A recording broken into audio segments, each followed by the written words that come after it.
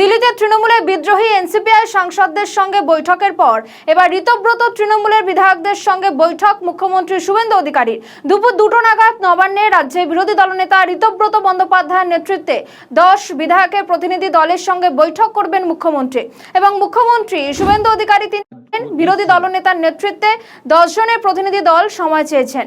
আজ আসতে বলেছি, তারা কোনো স্মারকলিপি দিলে নেব।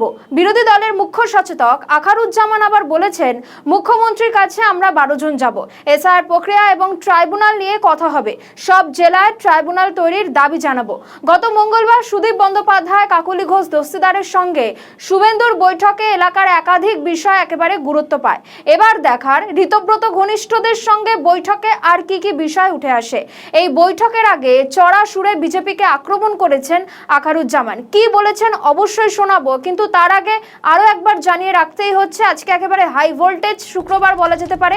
একদিকে যেরকম দিল্লিতে বৈঠক হচ্ছে, অন্যদিকে বাংলাতেও কিন্তু মুখ্যমন্ত্রী শুভেন্দু অধিকারীর সঙ্গে ঋতব্রত বন্দ্যোপাধ্যায় যে 90 তৃণমূল, সেই 90 তৃণমূলের 10 জন বিধায়ক মুখ্যমন্ত্রীর সঙ্গে আজকে দেখা করবেন। দুপুর 2টোর সময় এই বৈঠক শুরু হবে, অর্থাৎ আর বেশিক্ষণ হাতে সময় নেই, আর কিছুক্ষণ পরে বৈঠক শুরু হবে।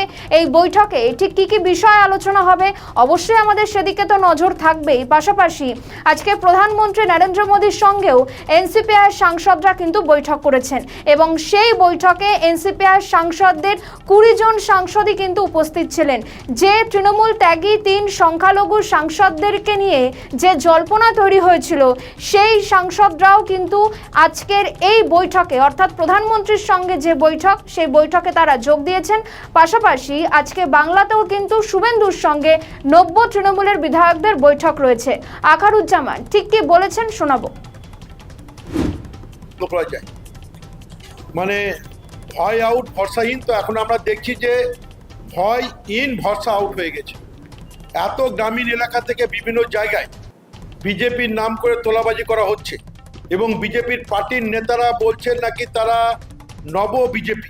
তো নিজের নিচ্ছেন কেন? আপনাদের কে দিপি দিয়েছে তাদের নিতে হবে? আপনারা তাদের নিচ্ছেন, নিয়ে তাদের তোলাবাজি করাচ্ছেন, তোলাবাজি ভাগ নিচ্ছেন, আবার বলছেন দায়িত্ব নেব। তা তো হতে পারে না। তোলাবাজি যেভাবে শুরু হয়েছিল প্রাতিষ্ঠানিকভাবে, যে কারণে একটা সরকারকে মানুষ প্রত্যাখ্যান করে নতুন সরকার ভরসা ইন করেছিল, সেখানে তো ভরসা আউট হয়ে গেছে। মানুষের প্রত্যাশা কিন্তু যেটা ছিল সেটা ভেঙে